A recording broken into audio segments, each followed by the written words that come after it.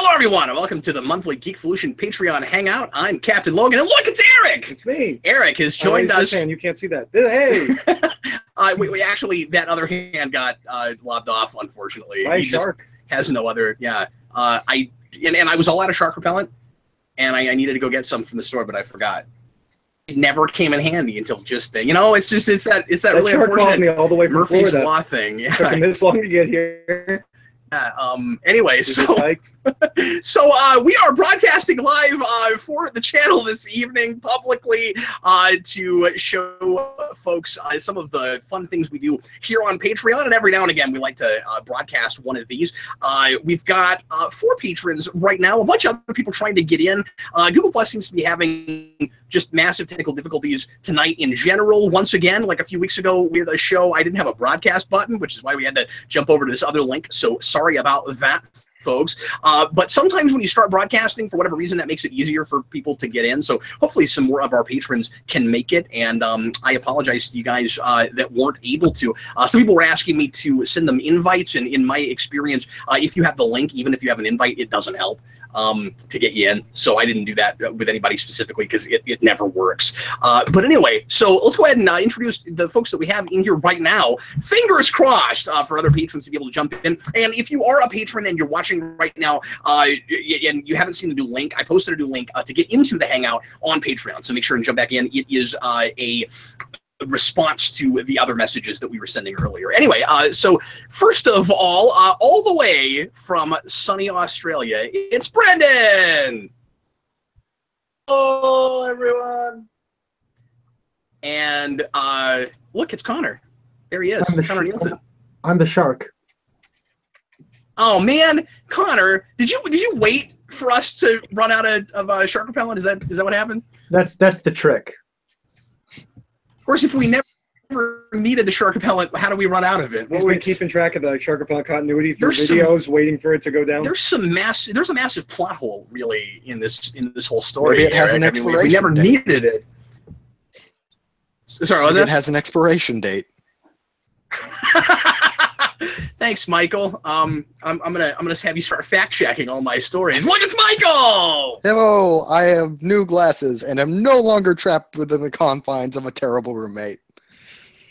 Oh, I actually what does this bathroom look like? I actually missed I'm actually gonna miss the terrible roommate stories. You know what? I might miss them too.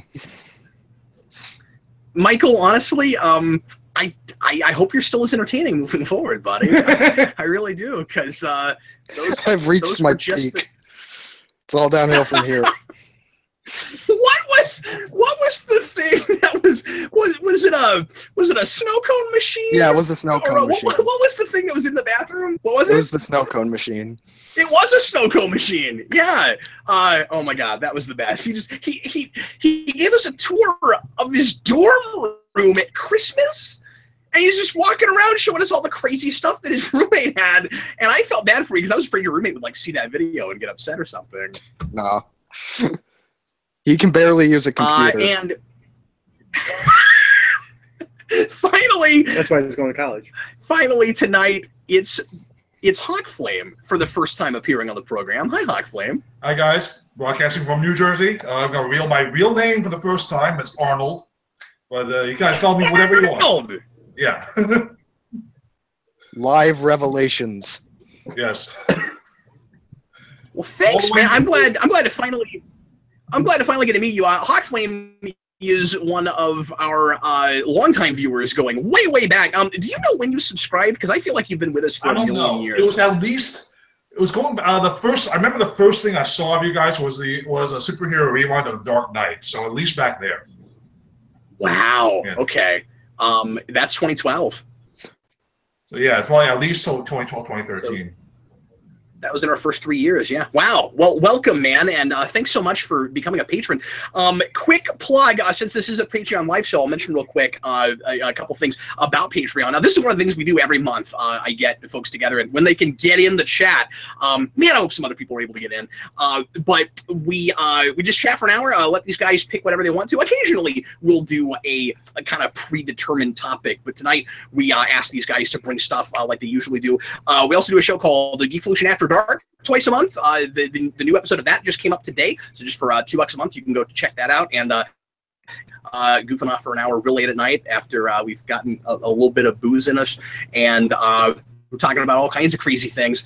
And yeah, so those are some of the big what some of did the cool Dan things you can refer get to for that as? Patreon. Boozing? He was like, Boozing. you guys boozing? And I should mention that Dan is going to try to be on an upcoming one. Probably not the next one, but the one after that. So look forward to that. Anyway, so, and then you also get early videos, and then there's other tiers that get you cool stuff, including packages from me every month with scripts of things I'm writing. And speaking of scripts of things I'm writing, I'm about halfway through the Wolverine Rewind, so that's exciting. That should be up pretty soon. And I am also working on preliminaries for Batman Year, and I'm very excited about that. That's going really well, and I'll be writing more scripts for that this week. Also, Batmania coming in the fall. Eric and I talking about and watching every movie that has Batman in the title. Batman Robin. And we're pre-recording those. We're front-loading them. We did Batman and Robin last night, which explains some of those crazy Facebook posts. Go back and check out some of our crazy Facebook posts about Batman and Robin last night. And then remember those in like 2-3 months. Because we had a little. I won't explain it I won't tell you too much. I won't give too much away. But we did a little exercise. A very interesting viewing of that film. That kind of forced us to write some things on Facebook about that movie. That's all we'll say. Dylan has arrived. I don't see his face, but I see his. He looks like a small. I see a silhouette. I see a small blue man silhouette. I see him. Hello. So there are some people that are trying to get in, so that's good. Anyway, well, why don't we go ahead and pick somebody to give us a topic, and we will get started. I can hear myself echoing a little bit in headphones, so if anybody's not plugged in or has your microphone up real loud, you might want to check your gain for me. I'm going to check mine. And away we go. Let's begin tonight with Michael. What non-crazy roommate topic would you like to discuss this evening, sir? Well, because Spider-Man Homecoming's coming out this week, I guess this is an appropriate topic. I want to talk about trailers spoiling movies, because I've had this happen in the past with previous Spider-Man films, so I decided before this one that I wasn't going to watch any trailers for it. So I still haven't seen any trailers for Spider-Man Homecoming. So basically just nothing in particular, no specific question within this topic, but just let's talk about trailers spoiling movies and avoiding trailers. Yeah. Well, first of all, I feel like there was a time where I couldn't say this, but congratulations. That's an excellent achievement to manage to not see any of the trailers for that movie. This is a thing Eric and I talk about all the time. Hi, Dylan. This is a thing and also joining us right now in person, it's Dylan. We can't hear you, Dylan, but we see your face. And Software Something Rather is also here with us. Hi there. Can't hear them either.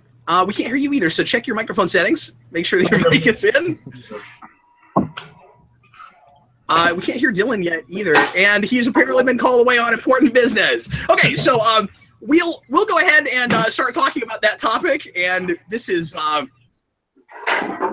love technical difficulties. It's my favorite. This is what it is often like on Patreon, but it's worth it. Trust me, it gets a lot. It gets fun. Okay, so this is a thing that Eric and I talk about all the time. Yep. As far as trying to avoid trailers, and I've given up. I generally have the 3 trailer rule. They intentionally release 3 trailers. After that, I will not watch any trailers. I will not watch TV spots, anything like that.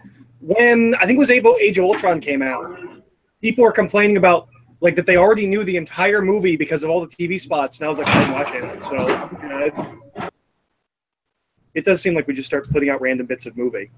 Yeah. As we get closer to a film.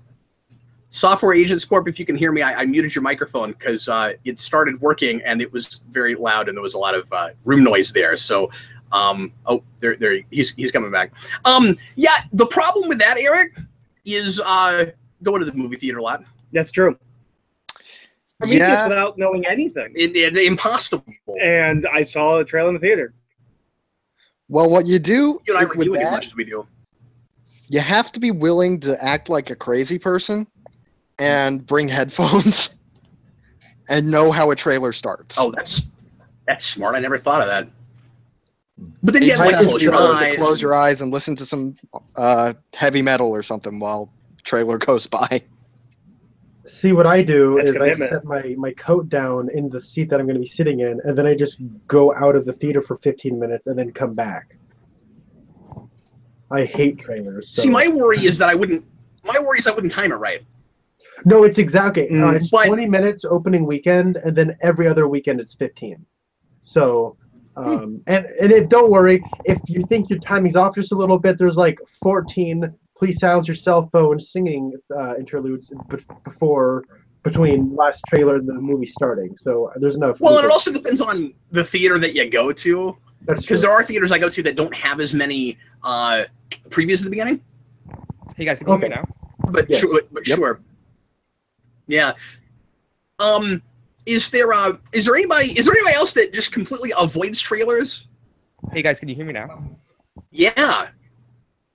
It depends on the movie. I mean, sometimes I might.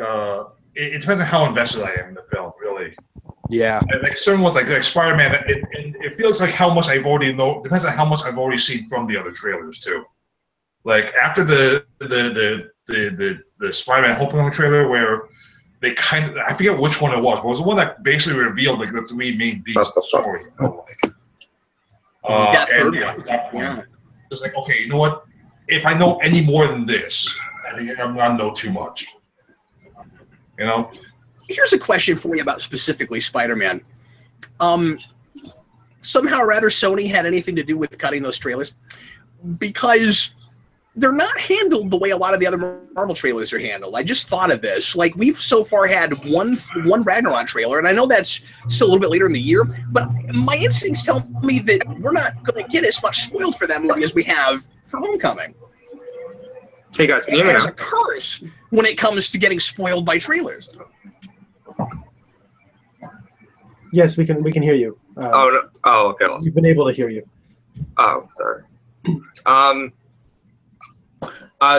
Since about like 6 months ago, I have been only watching the first trailer, like the teaser trailer, and then silencing it from there on, because I just want to see what it looks like. And you know, with social media, everything, I can't avoid like seeing like stills and stuff. So I get through that process, and then everything else, when it turns into plot and stuff, I try to avoid as much as I can.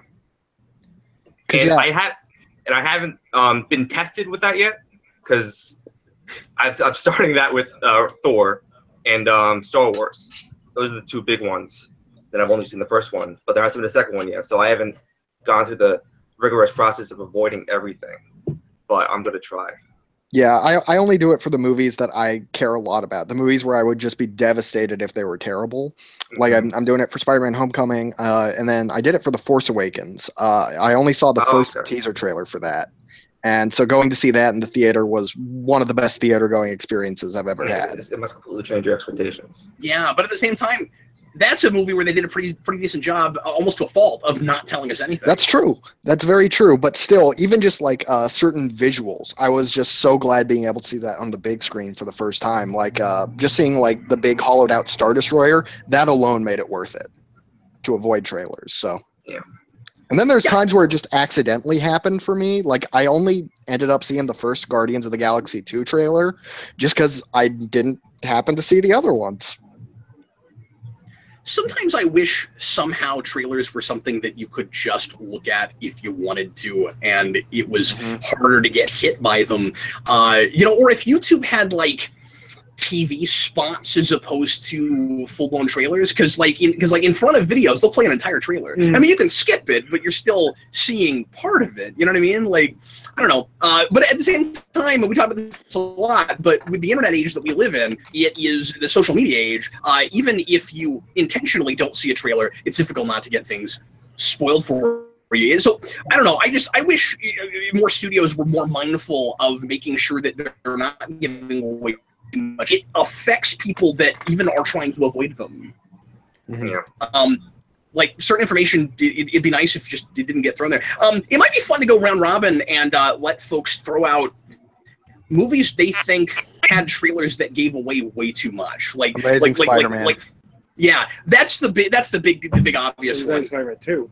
Amazing Spider-Man 2 is the big one. Yeah, Amazing Spider-Man 2 had like 60 trailers released, so. And it had its second trailer or third or maybe 15th trailer was like it had a record, man. It was like 5.5 minutes or something. It was just insane. But can you guys think of other trailers that like when you walked into the movie you felt like you knew way too much? Anytime I had a sequel. Really? I think the second BBS trailer where they show Doomsday. Yes. That's the ones I know. I talk about like I don't like the ones where you can figure out the main story beats. You know, you can get they pretty much laid out what's going to happen in that film. Like you know that you're gonna see Batman and Superman team up, but you don't want to actually see that, and they actually showed that in the trailer. Yeah, Dark Knight Rises also was one for me where. Really? But I think that was just because at the time I was very much in the, analyzing and break down every trailer culture that the internet That's interesting because that's the one movie that I did that for. I've never been more excited than I have been for Dark Knight Rises, and I did a good job of not watching TV spots. I just watched the 3 trailers, and I watched those religiously. And then the 4th trailer was like a Nokia phone trailer, and that was basically just taking footage from the first 3 and then just rearranging them into a 4th trailer, and so I didn't care much for that one. But I watched those 3 religiously, and I knew Bane was going to show up. I knew Batman was going to go someplace, but I didn't really know much else outside of that, and I knew Catwoman would be in there somewhere. So that's really interesting that you had that intuition. Yeah, I honestly thought that was a film that didn't really give away too much. Yeah. Let's go ahead and move on to another topic, shall we? Wait, can I do a side topic, jump off of this topic for a quick second? Yeah, sure. So, there needs to be some kind of regulations on Wikipedia. I don't know if you know this. Homecoming trailer's up. The plot is up on Wikipedia because it came out in England last week. Yeah. Oh, jeez. Being told me, I'm like, well, I'm just not going to go to that Wikipedia page. But if I was just looking to see, like, to check release date or something like you that. might actually glance at something you don't want to see. Or even if I just wanted to skim the Wikipedia, like, what are the early reviews, the consensus kind of thing. I don't want to have to worry about scrolling through the plot of the movie that has not been released yet. Also can't trust those. The plot for the Power Ranger movie leaked on Wikipedia early, and Lord Zed was mentioned. Like, not that he was going to be in the movie, but the first sentence was like, something happened with Rita and Zed, and like he was a throwaway mention or something. And I went into the movie expecting that to be there, and it was never mentioned. So I don't know. It's funny when things become a surprise because you think they're spoiled for you, and then you walk into a thing, and then it's not there. But yeah, Wikipedia should just make some restrictions on. Yeah, Brian. I'm sorry. I said Wikipedia should just have some kind of restrictions on that. You shouldn't have the plot up before the film is released. I think so too. Yeah, but that's the problem with the overall philosophy that I like a lot with Wikipedia, where you let anybody edit it and then we fix it later. But that maybe restricts it too much, or maybe there should just be certain things where moderators or something have to be able to look at it. But anyway, well, let's go on to another topic, folks. See how many we can get through, and Jeffrey's here. Jeffrey, can you hear us? I can hear you. Can you hear me? Yeah. How you doing, man? Great. Yeah. Lots of anxiety and dread. Thanks for being here. Hey, you've got the cool "Vote for Me or I'll Kill You" Joker poster. Oh yeah. Yeah. Also a Bill Hicks That's shirt. the second Englehart Rogers run. Eric and I just reviewed the first Englehart run for Batman, and we'll do that one down the road. That's never been in trade, right? It's collected in Dark Detective, and then it's also collected in the Legends of the Dark Knight, Marshall Rogers. Isn't there something by him that isn't in trade, though? Their first run is kind of not. Besides Laughing Fish. Yeah. Sorry about Jeffrey, that. Is there something you would like us to discuss this evening? Did you come armed with a topic? I came with 3 arms. Cool. We'll just use one, and if you need some other ones later, you can hand those out. Okay. Shake with those arms. Well, go ahead. I want to talk about satire a little. and geeky culture. Not necessarily culture, but media. The evolution of satire, like kind of not exactly starting, but with the Satyricon, where exactly, just I'm going to try and keep it as vague as possible, the actual question, but where exactly do you see satire in this age going further, and how do you think comic media can really use that at this point in time, specifically, if there is anything specific? I think I maybe missed part of the end of that. Are you asking where do we think satire will go in comics? Yes. Not like blatantly comics being not the greatest question asker. Is there a way I can clarify this more? Well, I think right now we're in a dearth of unintelligent satire. We live in a world that it's really easy to make fun of everything. Yeah. And it feels like comics I read cannot help but throw in satire on things. But I don't know. But it's real. But it's. I do mean good satire. That is. Yeah. It seems like the direction decent satire is going right now in comics, at least just from the stuff I'm reading, is, of course, there's a lot out there of every kind of genre, is in science fiction, which is kind of appropriate and makes sense. And, because we're trying to extrapolate forward and we're trying to exaggerate things. And there's a lot of real Orwellian things going on in independent sci-fi right now. So moving forward, I guess I just expect to see a lot more of that. I think it's hard to answer this question and not talk about what we think just the future of comics in general are going to be. I think you could make the case that as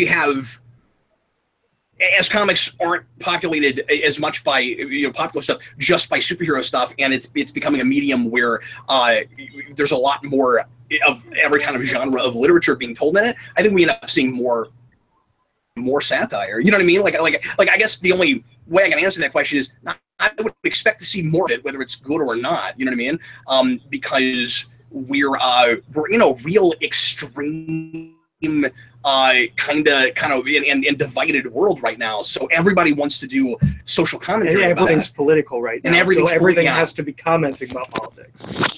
Yeah, absolutely. And so you're going to keep seeing it even in superhero stuff too, certainly. So I don't know what it will look like, but I think we'll just continue to see more of it if that trend continues. Especially if we continue with some of the same fears we have. Economic fears, environmental fears, fear of collapse of the kind of society we have, that kind of thing. I don't know if that's a good answer, but it's the only one I've got right now off the cuff. Okay. Anybody else want to weigh in on that? That's a tough one. It is tough. A good example of a satire book that came out probably a year ago now is Loki. Is that what it's called? Loki. Yeah. I didn't read that. And that was all about satiring politics at the time when the election was going on, and of course Loki being a presidential candidate is just hilarious. I didn't read it, but I read the first issue. It was alright. Can I? It was hilarious. I didn't read it. An amendum. I've cut down on my comic reading. I'm sorry if I was interrupting. No, go ahead. What are the titles that are the best, like sci-fi, like what currently is where there's great... Yeah, I'm with Eric. What is the book I just gave you for your birthday? It's just the names. Tokyo Ghost is great. Tokyo Ghost anime. I've been talking a lot about Paper Girls. I like that book a lot. Oh yeah, Brian K. Vaughan, obviously. Saga's got good stuff in it too. Mm-hmm. Saga's not really sci-fi though. Well, it's science fantasy. It kind of is. Yeah, science fantasy. Yeah, it's awesome. And I've heard, I've not read it myself, but Greg Rucka's book, what is that book called? He's got a book that's a science fiction book that's in a near future where nations have become like the crime families. Yeah. I can't. Lazarus. I've been meaning to read Lazarus, but I've not gotten a chance yet. I have heard that is also quite good political satire. I'm a little bit out of the loop right now on a lot of current independent stuff because I've been putting my energies in movies and stuff lately. But when I was doing the #1 show, I was reading a lot of good first issues of a lot of like not too distant future kinds of stuff. And it seems like the big trend right now is to what Twitter culture does to language. A lot of language stuff right now. Tokyo Ghost goes to those places. Also, if we're not talking about like what's going on being published this second, everything Warren Ellis writes, that science fiction, Dr. Sleepless, Transmetropolitan, you read Trees. Trees. Yeah, I read the first couple issues of Trees. Trees was one of the worst things to try to read month to month. That should have been a graphic novel in the first place. Oh, Hacktivist was okay. I've never read that. It's not my cup of tea, but it was really well written. But yeah, if you're looking for good science fiction satire, Warren Ellis is a really safe bet. Although that was real button on the pulse, like it's not entirely science fiction is tough right now because there's a lot of things that fit as just like real world current drama that would have felt like science fiction even 10, 20 years ago.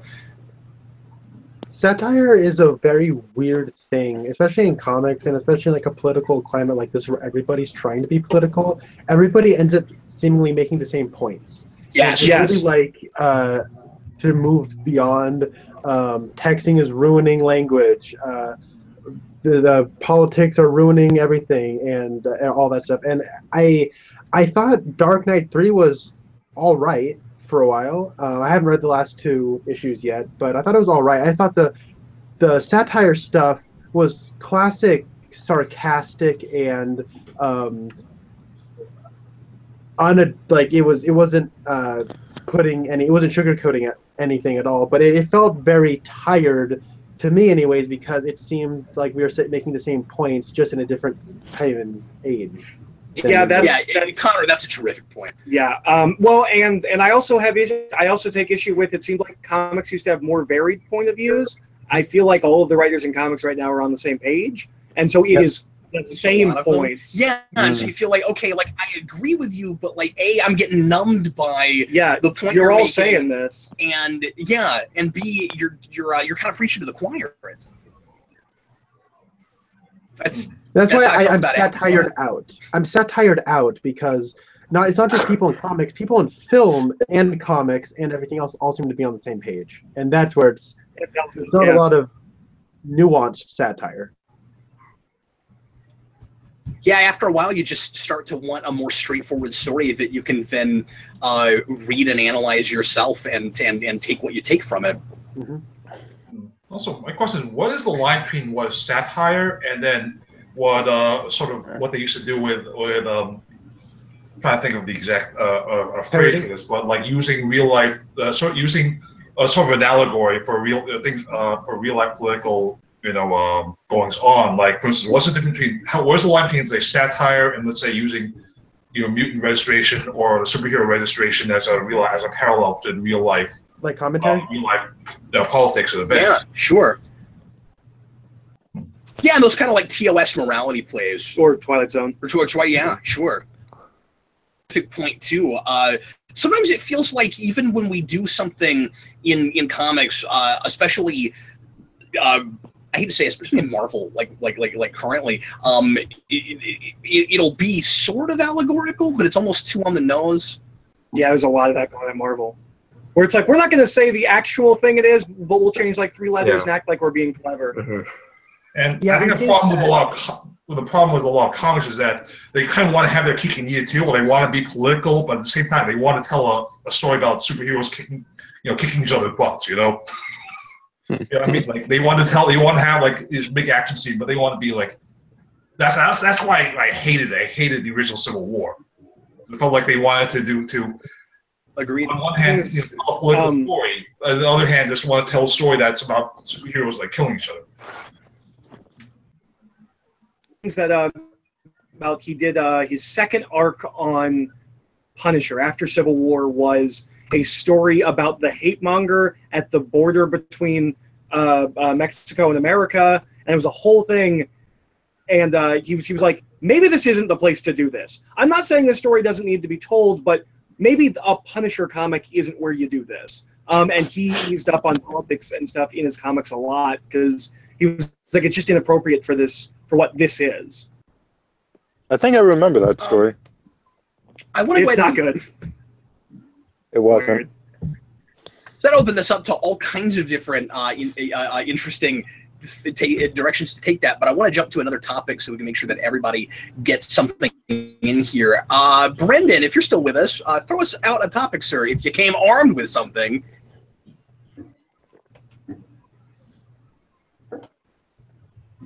What's that you know is good, but you have no desire to watch it? Did you say a movie or? You could throw a movie in there, but I was thinking more specifically TV shows. Sorry, you cut out, so we didn't hear what you said. You said TV in the first place. So yes. so a TV show. What do you say? You know is good. You know is good. Okay, sure. Anybody go ahead and jump in. The fourth season of Breaking Bad. I'm sorry, I couldn't really hear the question. What was the question again? So a TV show that everybody says is great, that looks like it's probably really good, but you just don't care and have any desire to watch it all. Better Call Saul. Another good point. That's a wrong answer. I gotta be honest with you. I have tried to watch that show twice and I can't get into it, and I'm a massive Breaking Bad fan. Yeah, same here. I watched the first season and I just couldn't get into it. And I love Michael McKean. He's one of my favorite things, but it's not enough. I can't get into it. It's a little slow. I have an answer. It's not Agents of S.H.I.E.L.D. or anything, but it's anyway. Go ahead. I don't care about House of Cards. You will. You're always talking about it. I cannot care. You will when you see some of it. Okay. Yeah. Question doesn't have stuff that you've seen. I know, but well, why not? How did I just don't care. I don't know. It doesn't appeal to me. Are you not a Kevin Spacey fan? I like Kevin Spacey well enough. Okay, well, I mean, it's like the performance of his career, so I don't know. That was enough for me. Maybe some of it. Because the thing is, I'm not a politics guy, and so you wouldn't think that I would immediately latch onto that show or like I had to watch it. But the big thing is, it's Kevin Spacey, who was the perfect choice for Lex Luthor, finally getting to play Lex Luthor. Well, part of it might be that at this point I'm just politicsed out. I'm done with politics. I don't. Well, yeah, but I wasn't in 2012. But I am now. Yeah, sure. Well, then you should have watched it when it was on, because part of the appeal for that was the format. Mm-hmm. It's not exactly the 24th thing, because I'm also not a big fan of those kinds of thrillers or terrorist dramas. But with House of Cards, I mean, that was the first Netflix original show. So to see like how they would handle dropping every episode of a season, once was really appealing to me. And more controversially, Steven Universe. Don't care. Stop talking to me about Steven Universe. I don't care. Wow. What a burn for Manos. I don't care. I won't make you watch that, but I will make you watch House of Cards. That's one of those shows I know that I probably would enjoy if I started, but I don't really care to start. Same. I really don't like the character models. I think they look lazy, and I don't care about that show. Brendan said Game of Thrones. I also have that with that show. But you have that with all fantasy. Yeah. It could be any fantasy show that's really popular. I know. Yeah. Yeah, go ahead. I've seen all of Breaking Bad, so I guess this is not really the correct answer to the question. I love Breaking Bad. Season 1's awesome. Season 2 is the best. Season 3 is pretty good. Season 5 is actually the best. But Season 4, it's good, but I got the point of Season 4 very early on, so I just really stopped caring when it's the whole kind of split starting to happening. And I almost fell asleep during every single episode, and then it's like the final 5 episodes are really good, but I just stopped caring by that point. Gus bored me to tears. Not the question. But the question doesn't have anything to do with shows that you're already watching. The question is shows that everyone says are good and probably are good, but you aren't interested in. Right. And that's why That's Like, why when I finally make you watch House of Cards, you'll like that show, I'm pretty sure. But you just currently don't care. Yeah. I had this with Walking Dead. I prefaced the answer with, it's not the right answer. It was still wrong. It's not even the same topic, though. It sounds like you just want to talk about Breaking Bad season 4. Okay, whatever. Never mind. For me, probably Adventure Time along the lines of Steven Universe. Just pretty much any Cartoon Network or Adult Swim show someone tells me to watch, I don't care. That's totally fair. Yeah, I have that too. It does seem like everyone has one though, right? Like everyone doesn't care about all of them except for one show. That's the one that they Cartoon Network. Yeah, with Cartoon Network and Adult Swim. You mean currently or just going all the way back? I think because currently. I don't really have that. I mean, I would have with Powerpuff Girls if I thought it stayed good. Yeah. But I stopped reviewing that show because I stopped liking it. Sorry to say. Have you you ever had this with any with any superhero stuff? Because I know you were really unsure about that X-Men thing. Legion. Yeah. Oh yeah. Yeah. You had that. I still don't with care. Legion. Everyone told me that it's amazing. I still don't care. I'm gonna watch it, but Care, Eric. I just care. Did you ever get past the first episode, Pat? Not yet. I'll get back to it. Yeah, I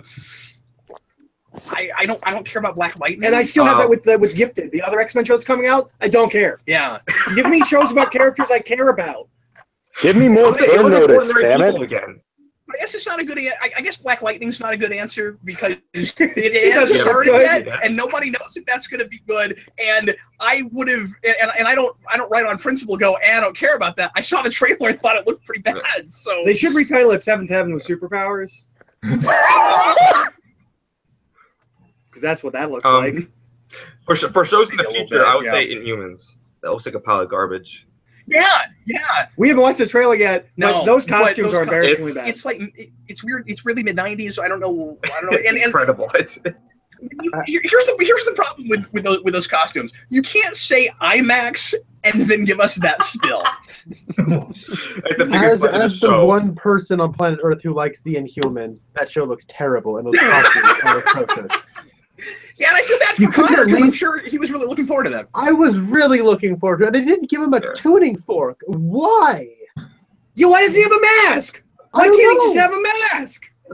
Where are the I mean, TV if you're not going to shows? give him a mask, okay, he hasn't had a mask in the comics recently, but he at least still has a tuning fork. It's there for a reason. And Lockjaw looks terrible. I know it's TV, but it's IMAX. I'm going to see that in a theater. It's going to look that bad? Jiminy Christmas. We're seeing a lot of characters taken right off the page with the movies. We're not shying away from costumes for the most part in the Netflix shows, except for Iron Fist, but I don't know what they're doing with that show anyway. And then They shied away from story in Iron Fist. they shied away from Iron Fist show. But then we get Agents of S.H.I.E.L.D. It's kind of weird about that stuff, and we get this show. It's kind of weird. What is it about broadcast television? It seems like all the broadcast television Marvel is being made in like 1997. Yeah. Does it cost money for good costuming? It's Well, got, yeah. like it it's does. got, so That should be part of your budget. You gotta It's plan 8 for that. episodes. They should have at least as much money as Daredevil had. Daredevil was able to make a costume For 13. Yeah. And yeah. I mean, to be fair, that was a real, kind of makeshifty looking costume initially, but then they made like a regular costume. Well, and they gave Wilson Fisk a bunch of it was a sure suits. thing. They did. Like, Those they- suits could not have been cheap that Vincent D'Onofrio was wearing. You're absolutely right. How is it that this is the one thing above all else that the CW shows can get right? Like, and some of those do look bad. Don't get me wrong. And you have some amusing like reused costumes with Flash. That was what is it? Jessie Quick. Her costume is just some other speedsters from a couple of years ago repainted. Yeah. But at least they have costumes, and for the most part, they look good to decent. yeah, so a few of them are great. Yeah. Yeah. Mm-hmm. Some of the costumes on Supergirl's really good. Mm-hmm. I just think that they kind of more embrace the comic bookiness. You know what I mean? Like kind of they kind of step away from the first couple of seasons of Arrow, where it's much more grid. And so it feels like they're more ready to embrace that stuff. Yeah. Yeah, then the only problem there becomes they've embraced it to the point where they hope that you'll just be focused on the action and superheroes and not all the unbelievable story points and plot twists they make, and characters not actually acting like real people, etc., etc. But how can Captain America and Spider-Man have the costumes they have and tell the serious stories they're telling? But then when you go to TV, all of a sudden it's like, well, those might look silly. Magic. Yeah, and they shouldn't be afraid of them looking silly because what they made looks a lot sillier. Yeah. I mean, the human costumes look goofy. Well, Medusa's hard, like, without it being completely CG. You know, the hair and everything. Fair. No, that's fair. But that wig is like CG would look better than plastic, though. Yeah. I would rather bad CG than that whole. Yeah, the Green Lantern costume looks better than these costumes look. I don't know if I go that way. I don't want to be like a raving fanboy about this. This is just my opinion about what it looks like. If the show is good, then that's okay. I'll just look at it and be like, I don't know why you don't have the production values and the the talent in costuming to match the good stories you're telling. But very often that ends up being a tell that the people making the show aren't excited enough about the material they're working on. They don't have enough reverence for it. It's not always the case. Often is the case. And it's really troubling that those costumes look like that, and they're putting it on IMAX. Yeah. and the costuming isn't the only bad thing about that trailer. The story. I haven't seen it yet. We're just talking about the costume. We haven't seen the trailer. We have not seen the trailer yet. The trailer looks like a third-rate Game of Thrones in space. Oh no! Oh, good. It's like, and they got one of the Game of Thrones actors, which I was really excited for, but then I saw what he was going to be playing, and I'm like, it's just so. That sounds like the Doctor Who to Legends problem. Yes. Because it did it precisely what you're describing. I'm sorry, what, Connor? Do you think Ike Perlmutter might be a reason behind because he has control over the television stuff? I mean, he might not. He might just be counting the bucks, but I don't know. I don't think Ike Perlmutter has in charge of creative control. I don't over know anything. about that guy. He's a money man. He owns Marvel, but he's not. Yeah. I don't think he's creatively involved. He may have defunded the Inhumans. That's possible. Okay. Yeah. See, sometimes I love your word choice, Eric. I wish I would have loved to have seen an article with that heading, like Inhumans has been defunded. Well, yeah, because the Inhumans just rips off everyone else. So instead of doing Avengers, disassemble, it'll be Inhumans defunded. It's hard to say no one has like a passion for the Inhumans on the TV side. They took over Agents of S.H.I.E.L.D. and then they spun it off to an entire new show where they're giving it all this special treatment. And it looks like they're doing nothing with it, which is just... I just want to care about the Inhumans. So every time they go into the comics, I don't want to throw the comic out. It's ridiculous. I want to finally either care about the Inhumans or have them drop them and stop acting like the X-Men don't matter. That's what I want. Yeah. And I'm annoyed that's coming out and Doug Jones isn't Black Bolt, because Doug Jones should have been Black Bolt. He should have. But he's going to be in Star Trek, and that's cool. I mean, I don't know if that show's going to be any good, but I'm glad he's in Star Trek. Also, is anyone on these other Marvel TV shows talking at all to Kevin Feige? Like, are they just not anymore? Not anymore. What happened was 2014 or 2015.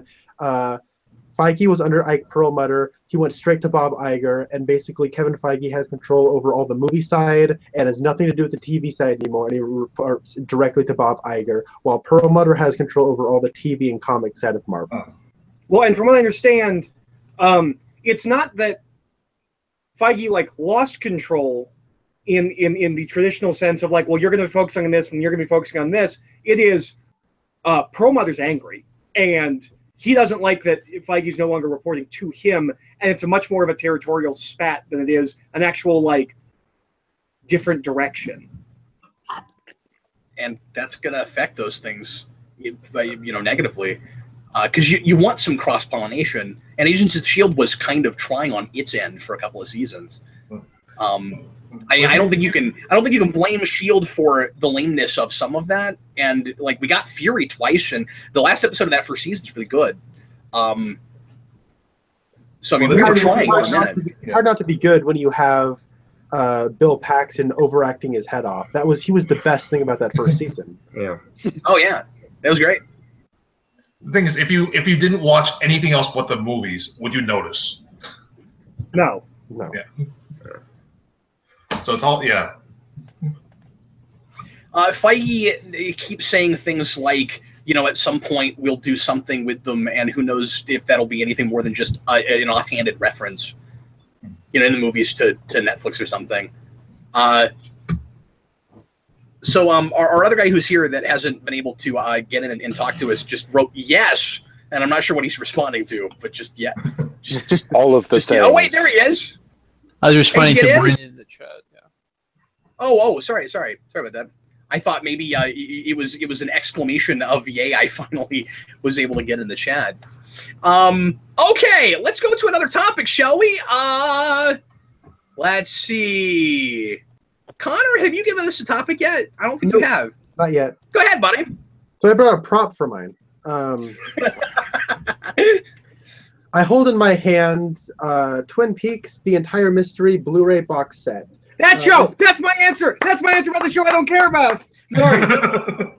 Well, thank you, Eric. Care, Eric. No, you can't say that, Eric, because I watched the pilot. See, I was going to say that too. I also have not been able to bring myself to care about that, but that's because I saw the pilot and I didn't like it, and I haven't bothered watching the rest of the first season. That's all. I'm But sorry for my outburst, Connor. technically, you can't do that because you've seen Stars some down. of that show. That's true.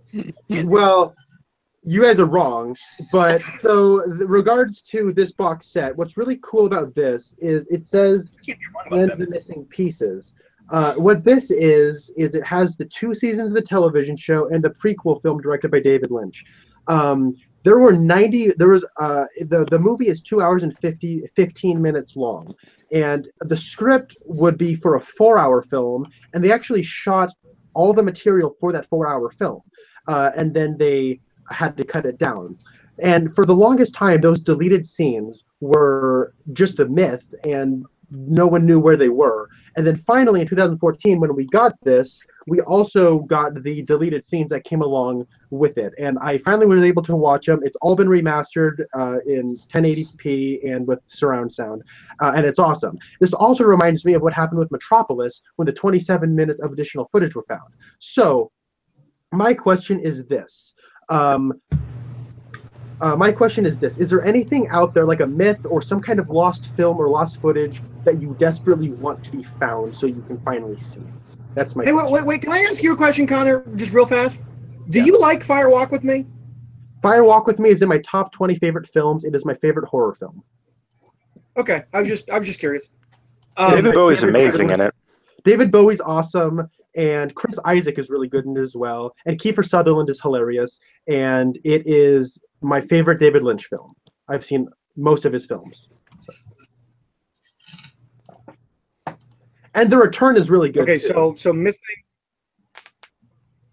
So the question is like a movie or TV show or something that's kind of gone into obscurity and has never you've never been able to see and you want to see. Yeah, like London After Midnight would be an example. It's like something that's lost. This is gonna be a real dumb answer. Oh, you're talking about stuff that you can't even get. Like, Yeah. This is gonna be a dumb answer, but I really want to read the script for the Batman Unchained, Batman Unleashed, whatever that next Schumacher film was gonna be. Triumphant? No. The writer came out. Turns out that was never a thing. That was never the title of the movie. The writer Oh, came wow. out and says it was called. I think it was Unchained. I think it was gonna be called Batman Unchained. I really want to read that script. Yeah, I'm there's sure a it's not that good, but website I really want to read it. But like Lost Films is interesting. Mm-hmm. I have a semi-answer. I tried to steal mine. The Power Rangers Turbo movie. There's Oh, supposedly yeah, the some. longer cut of that. Yeah. Oh, really? Yeah. That's, Oh, yeah, there's supposedly a much longer cut of that film. and also the original Mighty Morphin movie. There's apparently a lot of footage from that was made. It just got lost somewhere in a warehouse somewhere. Yeah, that's unfortunate. I would like to. I would love to have gotten my hands on anything they did with Star Trek Phase 2. They never got to the shooting part of that, but there's scripts and things that were lost from that. But as far as things that were actually made, this is real recent, but I mean, one of the obvious answers right now is Suicide Squad. Yeah. Yes.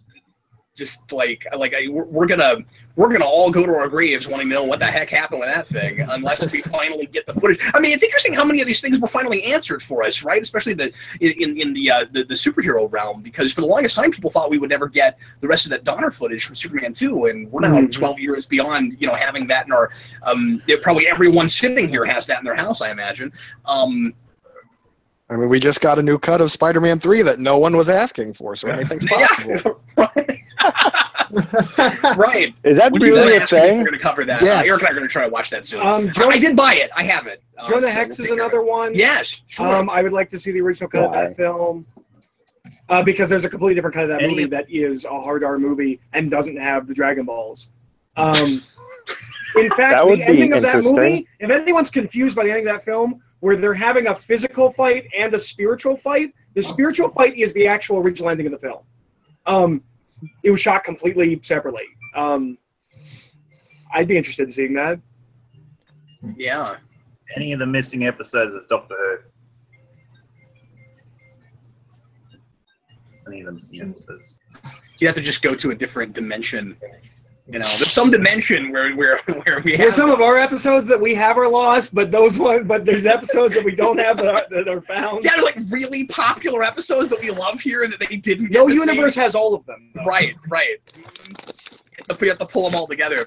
But I feel like we're gonna shut the screen this stream, and I'm gonna think of like 15 things. Yeah. Where I'm like, oh, there's the thing that I always wanted that we didn't get. This is also a pretty new one. How about the original ending of Rogue One? Oh yeah, for sure. Yeah. And on the Star Wars note, it doesn't technically count because they do exist, but high quality versions of the unaltered versions of Star Wars would be really nice.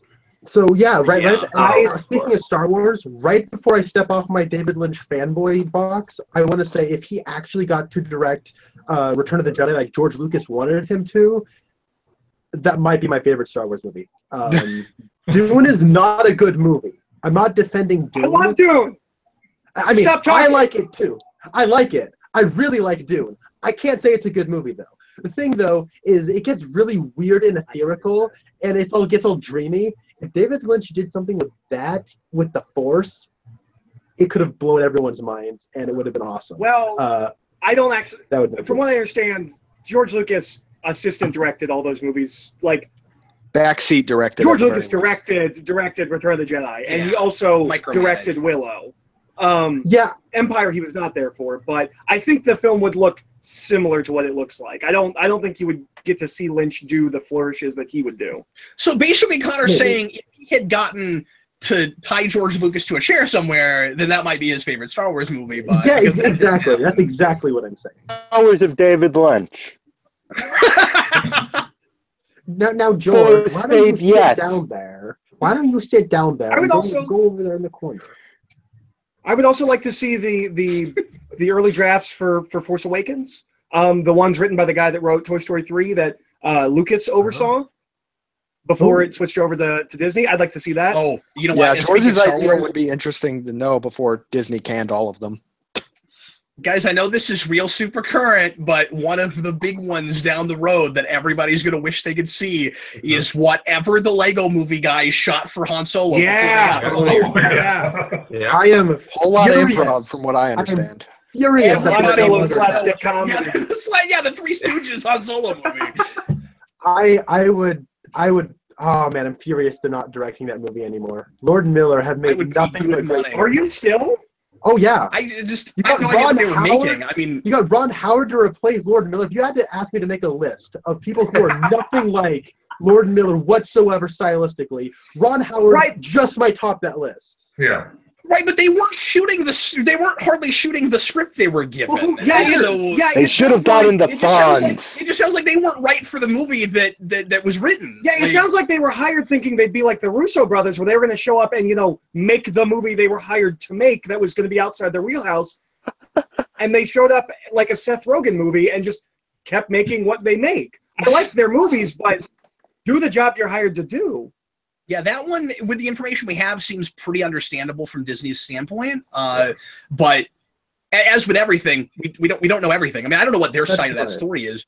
But exactly. It's like they're 3 weeks away from finishing principal photography. That's ridiculous. Well, they should have noticed earlier.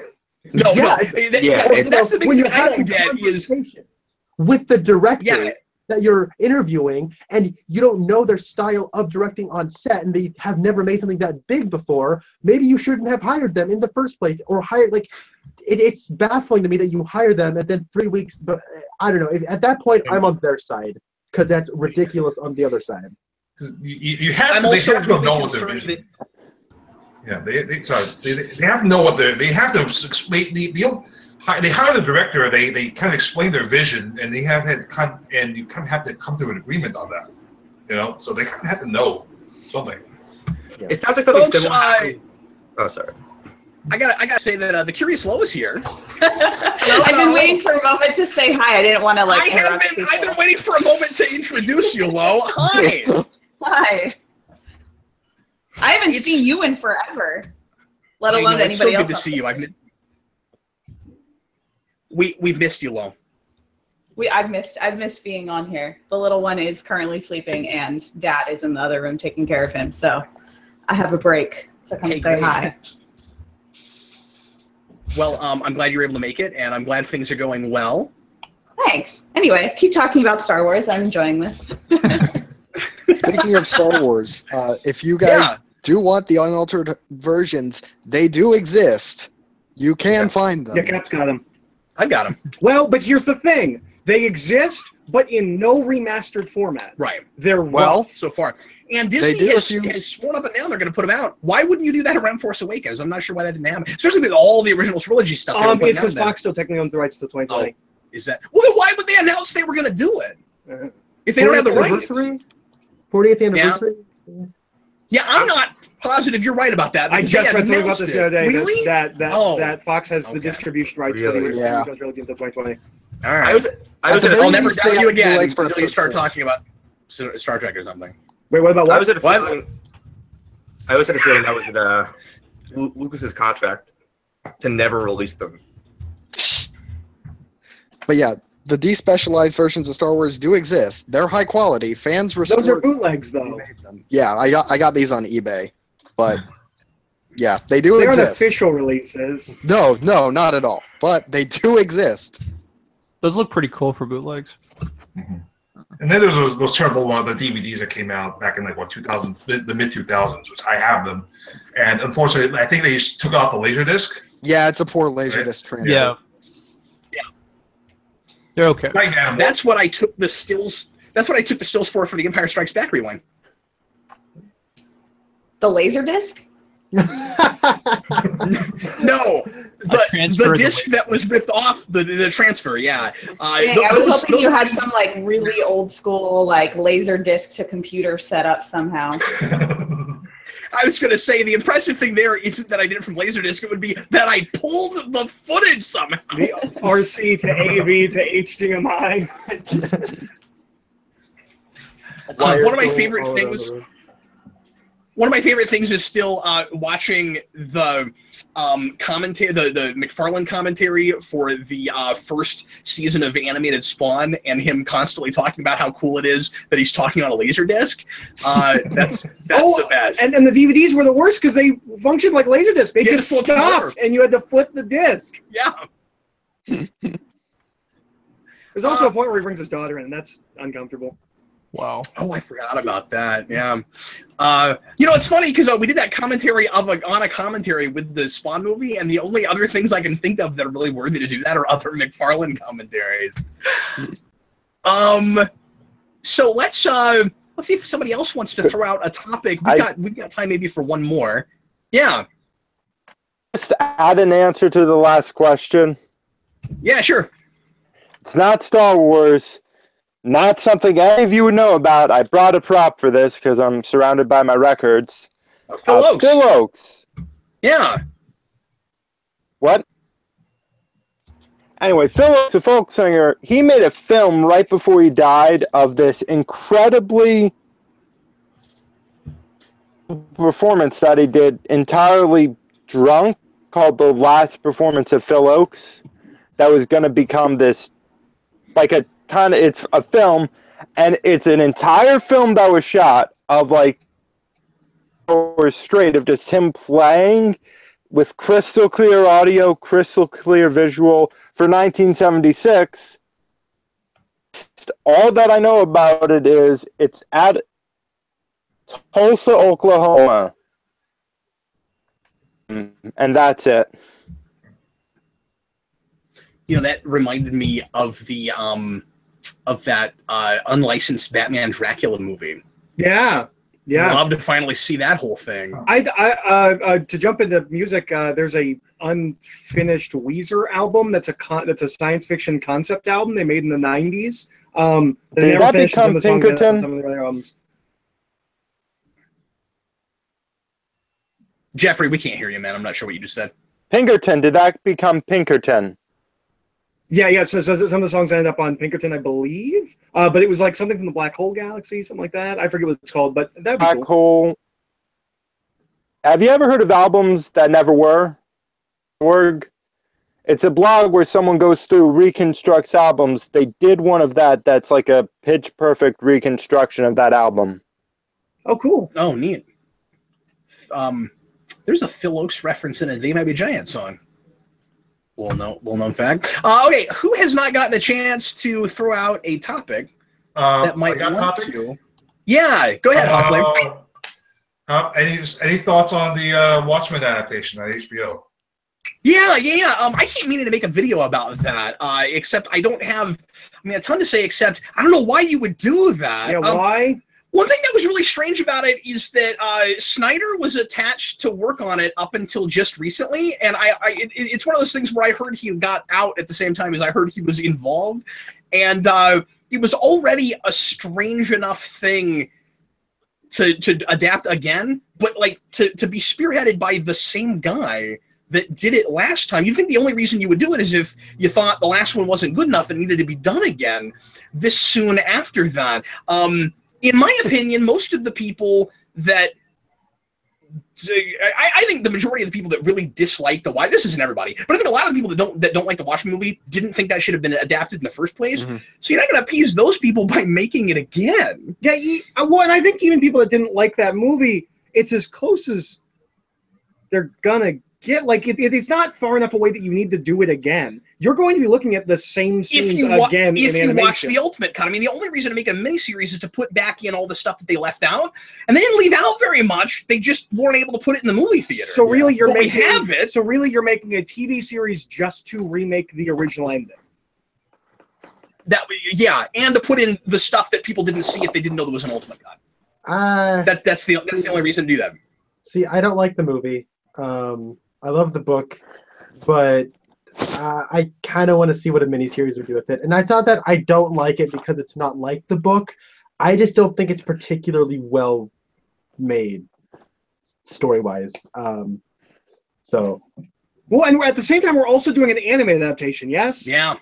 Are we? Wow, that's we're just milking the thing for all it's worth right now. I mean, it's just kind of a matter of like people have heard of this, so let's keep making it. I don't know that it's financially viable. And my fear and worry is that's part of the thing for me is like that movie didn't do as well as they thought it would because I don't think there was as much of an audience for it as they thought there would be. And you can say, well, superhero stuff is so much bigger now than it was even then.